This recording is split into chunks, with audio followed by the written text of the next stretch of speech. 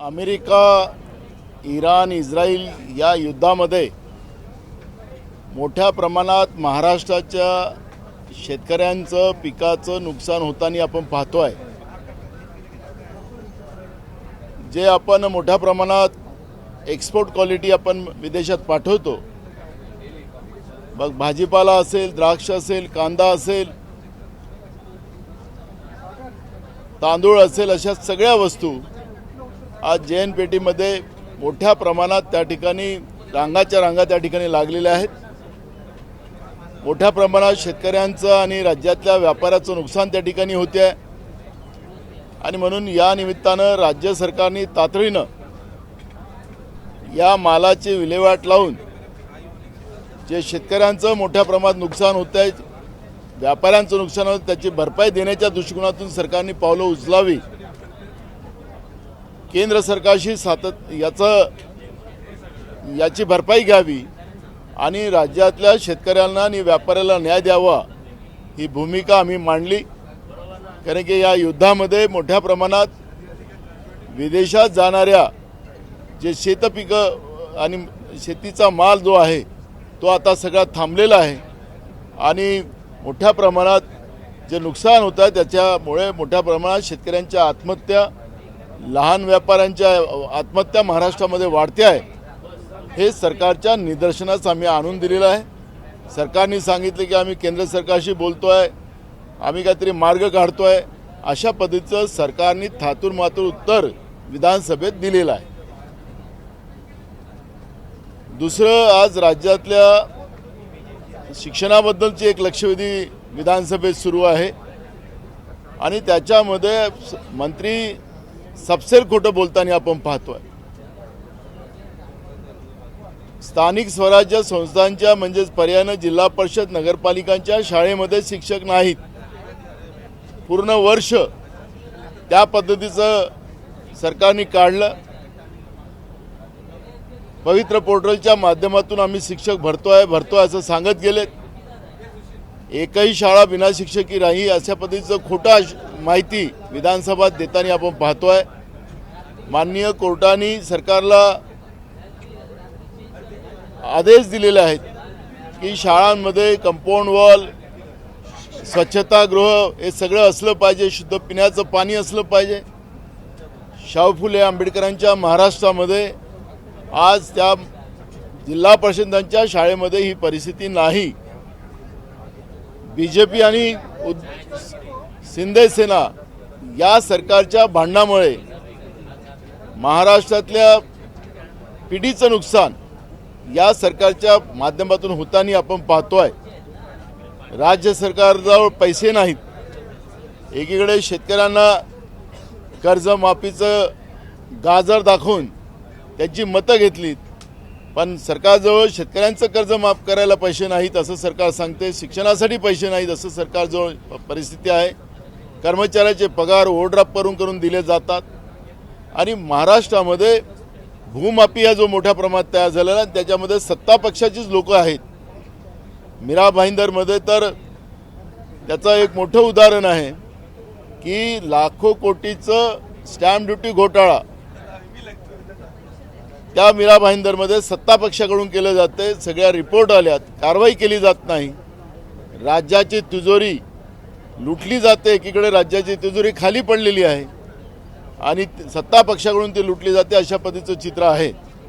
तेही मुद्दे आम्ही या अधिवेशनामध्ये प्रामुख्यानं मांडू आणि या सरकारचा जो राज्य लुटण्याची जी काही परिसीमा आता सरकारने ओलांडलेली आहे त्याच्यावरची भूमिका मांडून हे सरकार कसं राज्याला लुटते आहे या पद्धतीचं एक पूर्ण माहितीसहित, पुरावेसहित आम्ही माहिती मांडणार आहोत। सर आता ज्या पद्धतीने पिकाचं नुकसान झालं त्याच्यानंतर आता युद्धामुळे शेतकऱ्यांचं नुकसान होतं, परवा अर्थसंकल्प आहे, शेतकऱ्यांची कर्जमाफी होणार का?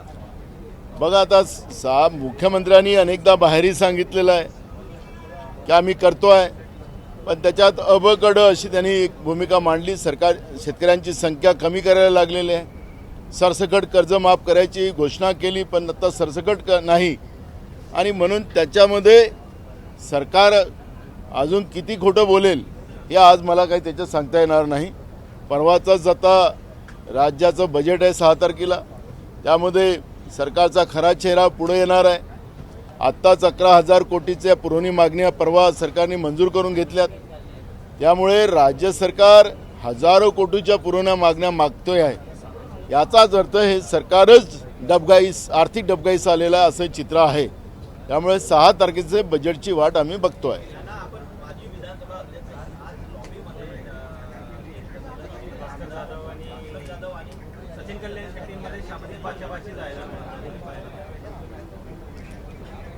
बघा, सत्ता पक्षाच्या आमदारांमध्ये जी काही गुरमी आणि सत्तेमध्ये बसलेले मंत्र्यांमध्ये गुरमी आलेली आहे आणि ज्या पद्धतीनं दबाव राजकारण एक महाराष्ट्रामध्ये सुरू झालेलं आहे, जनतेचे प्रश्न विधानसभेत मांडणं हे सुद्धा आता चूक झालेली आहे. सरकारच्या विरोधात तुम्ही का बोललात, हे बोलणं तुम्हाला अधिकार नाही असं सांगण्याची पण भूमिका आता सत्ता पक्षाकडून घेतली जात असेल तर महाराष्ट्रामध्ये जी लोकशाही जी काही पाळंमुळं घडलेली होती ती ही भाजप आणि महायुतीचं सरकार हे संपवत आहे, त्याचं चित्र आहे. भास्कर जाधव सारख्या एका ज्येष्ठ सदस्याला या पद्धतीनं सत्ता पक्षाच्या आमदारांनी धमकवणं हे बरोबर नाही, त्याचा आम्ही निषेध करतो.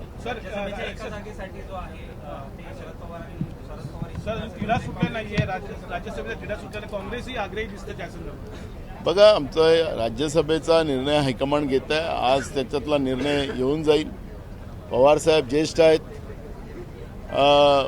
पण पवारसाहेबांची इच्छा आहे की नाही आहे अजून त्या पद्धतीची काही भूमिका पुढे आलेली नाही आहे. त्यामुळे मला असं वाटतं की याच्यामध्ये आमचा हायकमांड निर्णय घेईल. पण नेमका प्रश्न असा आहे की तिघांकडनंही दावा केला जातो आहे, तुम्ही तिघं पण चर्चा करता आहेत, अजूनपर्यंत तोडगा नाही. मी काय बोललो आजच त्याच्यावरचा निर्णय होणार आहे, पण सत्ता पक्षाचा कुठला निर्णय झालेला नाही. सत्ता पक्षाजवळ तर बहुमत आहे, त्यांचाही निर्णय झालेला नाही. देशातल्या वेगळ्या राज्यामध्ये त्यांचे निर्णय झालेत, पण महाराष्ट्रात त्यांचाही अजून निर्णय झालेला नाही झाला अजून. तुम्हाला माहिती असेल, मला माहिती नाही, पण अजून आमच्या समोर आलेलं नाही आहे. पण तुम्हाला आतल्या गोष्टी त्यांच्या माहिती असतात, पण आमचं आज संध्याकाळपर्यंत आमचा निर्णय होईल. उद्या आम्ही फॉर्म भरू. सर, नगरसेवकाची समिती असतील, यामुळे मनसे आणि उबाटामध्ये आता दुरावा निर्माण झालेला आहे. मला या प्रश्नाची माहिती नसल्यामुळे मी त्याच्याबद्दला दुरावा काय मनसे आणि शिवसेनेचा तुम्हाला माहिती, मला त्यांच्या पक्षातलं माहिती नाही, त्यामुळे मला राज्यसभेवरती कोण लढा याच्यावरती चर्चा सुरू आहे. महायुतीमध्ये आदित्य ठाकरे एक बोलतायत आणि शरद पवार म्हणतात की अजून नाव नक्की झालेलं नाहीये आणि ठरवलेलं नाही, समन्वय शून्य दिसतोय. मला आज संध्याकाळपर्यंत महाविकास आघाडीमध्ये निर्णय होईल अशी अपेक्षा आहे. आज होईल आणि उद्या फॉर्म भरला जाईल. नाना, हिंदी में राज्यसभा में कौन जाएगा महाविकास आघाड़ी में, किसका नाम सबसे ज्यादा चर्चा है?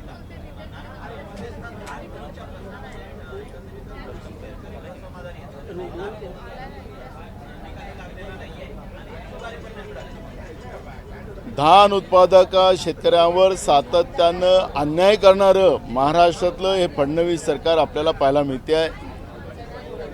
धान घेतला जातो समर्थन मूल्यानं, त्याचे पैसे दिले जात नाही, वेळेवर सेंटर खोलले जात नाही, मग त्याची लिमिट येत नाही आणि असं करून त्याचे पेमेंट पण दिले जात नाही. 3-3, 6-6 महिने शेतकऱ्यांचे चुकारे दिले जात नाही आणि बोनसची घोषणा सरकारने करून सुद्धा बोनस दिला नाही. त्यामुळे धान उत्पादक शेतकऱ्यावर अन्याय करणारं हे फडणवीसाचं आणि भाजपचं महायुतीचं सरकार, या सरकारला त्या पद्धतीची काळीमा लागलेली आहे. हे धान उत्पादक शेतकऱ्यांच्या विरोधात आहे.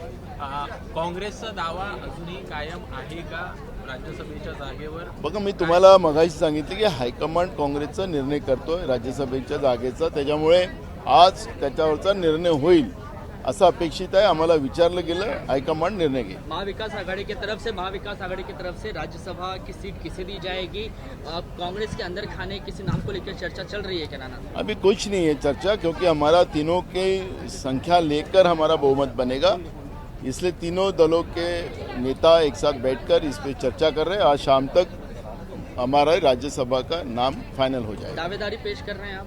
नहीं, वो तो सब चर्चा करके करेंगे. उसमें दावा अगर शरद पवार जी की पार्टी हो या उद्धव जी की पार्टी हो, वो अगर बोले कि कांग्रेस लड़े तो कांग्रेस का कैंडिडेट आएगा। लेकिन इस पर चर्चा चल रही है और चर्चा में जो भी निर्णय आएगा उसके आधार पर कल उसका फॉर्म भरा जाएगा।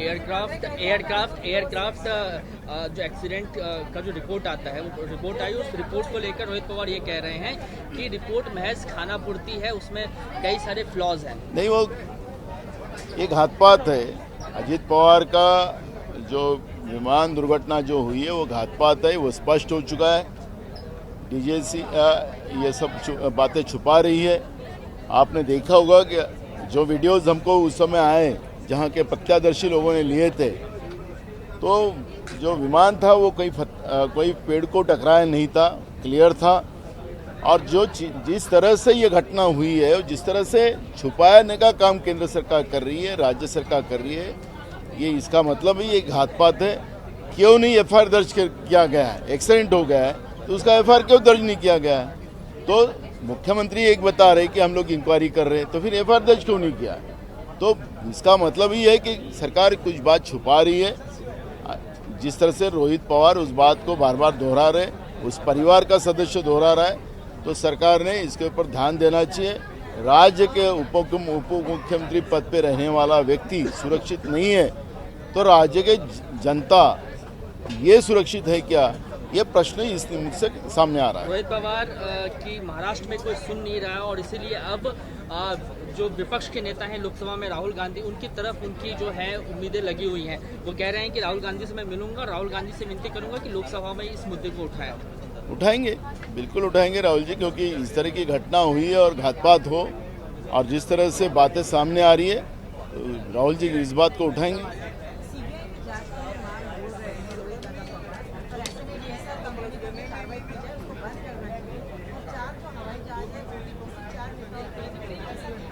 बिल्कुल इसमें घातपात है, इंक्वायरी में सामने आए, यह हमारी भूमिका है और इसलिए इसके तरफ हम भी उसका पटपुरावा कर रहे हैं। वो जो लड़ाई का चल रहा है हिंदी में,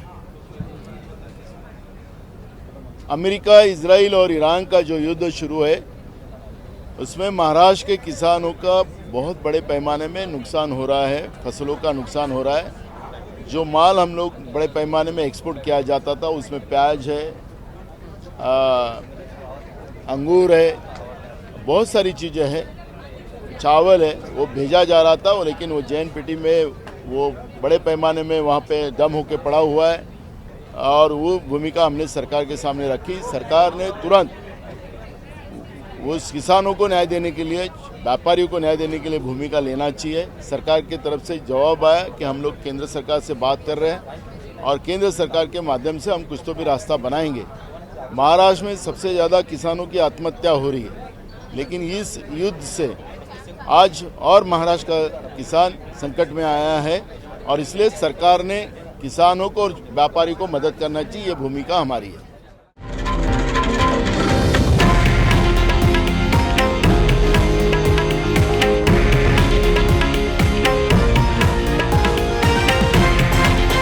हे आहे देशातील नंबर 1 न्यूज नेटवर्क आणि आपण पाहत आहात TV9 मराठी, एकमेव।